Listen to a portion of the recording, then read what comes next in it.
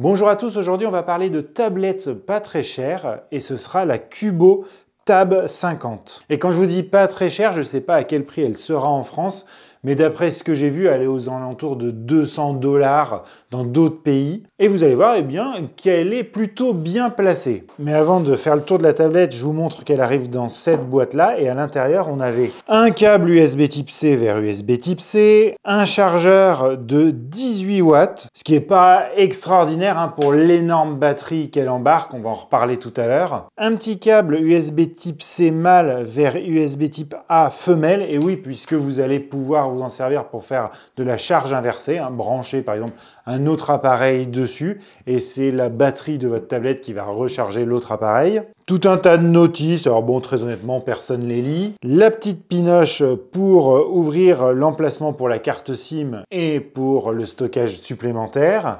Et puis, chose sympa, on avait également une petite coque transparente pour pouvoir la protéger, donc ça c'est plutôt pas mal. Et quant à la tablette, la voici.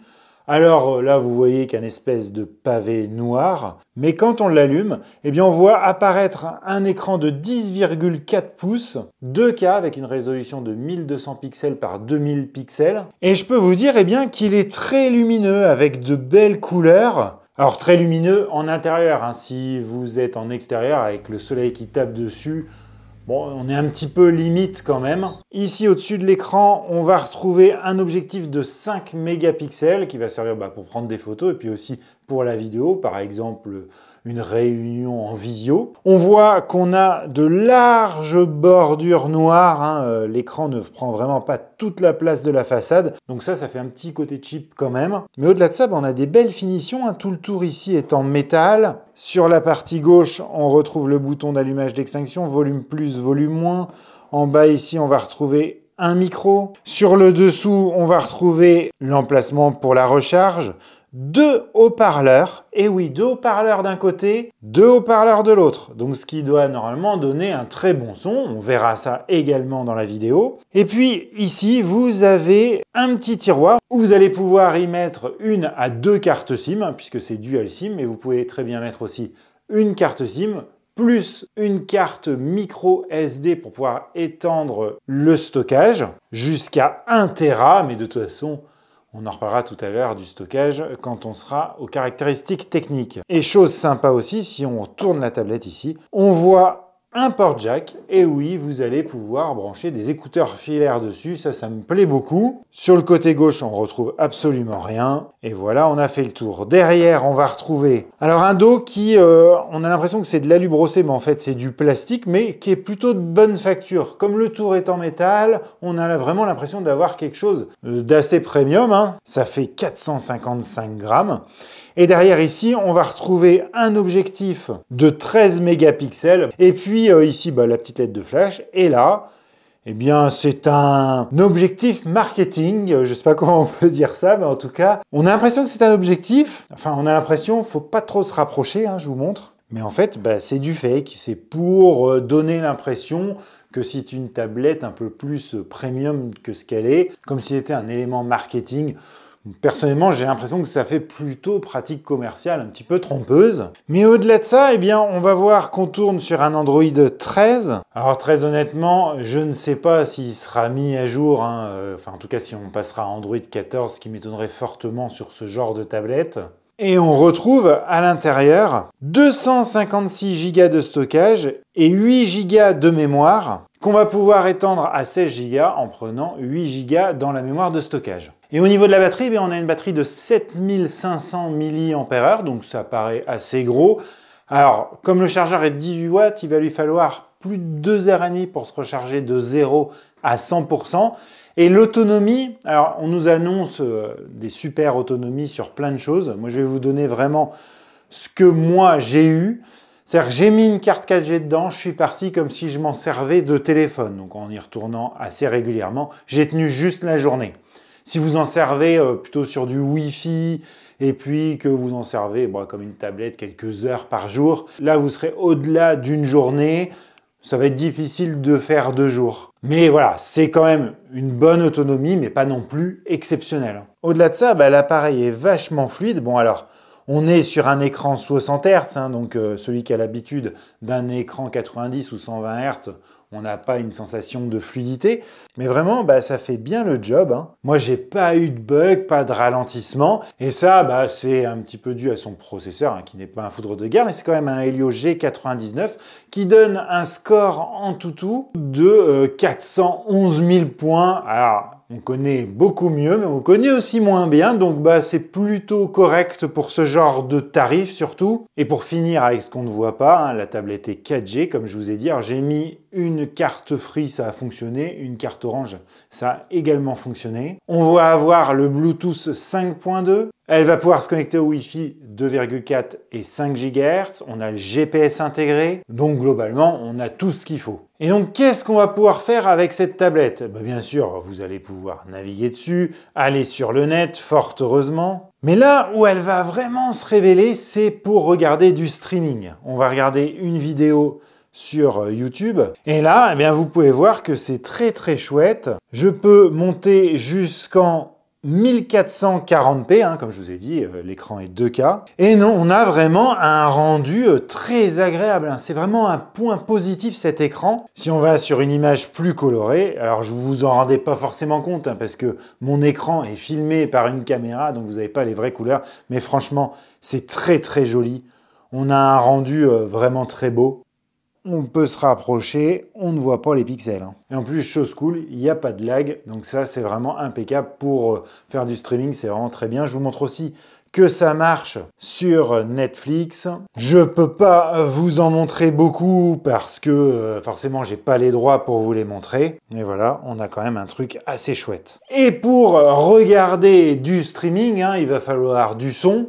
Donc, comme je vous avais vu, vous avez la possibilité de mettre un câble filaire, aussi des écouteurs Bluetooth grâce au Bluetooth. Mais, vous avez le son de la tablette. Si vous avez bloqué un utilisateur, ça peut déclencher un scénario. Si vous avez autorisé un utilisateur... Alors, je ne sais pas si vous avez très bien entendu, mais en tout cas, le son des voix ressort plutôt bien. Ça, c'est aussi un côté positif. Maintenant, on va écouter de la musique.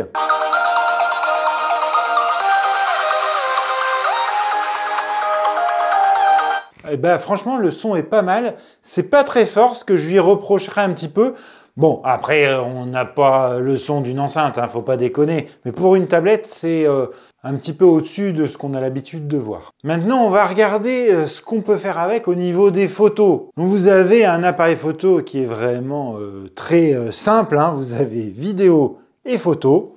On se prend pas la tête. Avec l'objectif arrière ou l'objectif avant à chaque fois. Au niveau des photos avec l'objectif arrière, vous allez pouvoir faire des photos que en 4 tiers et jusqu'en 13 mégapixels. Au niveau de l'objectif avant, là, ce sera que du 4 tiers en 5 mégapixels maximum. Et comme vous pouvez le voir, les photos prises avec l'objectif arrière sont correctes, mais vraiment c'est pas exceptionnel. Elle a vraiment du mal à gérer le contre-jour. Et quant à l'objectif avant, c'est pareil, on n'a pas un rendu exceptionnel. Disons que ça peut dépanner. Ce n'est vraiment pas une photo tablette, on dit bien photophone. Alors je vais dire photo tablette quoi, une tablette pour faire des photos. Au niveau maintenant de la vidéo, avec l'objectif avant, on va pouvoir filmer en 1080p. Et bon là, alors déjà sur l'écran là, je vois, alors vous vous en rendez pas compte à la caméra, mais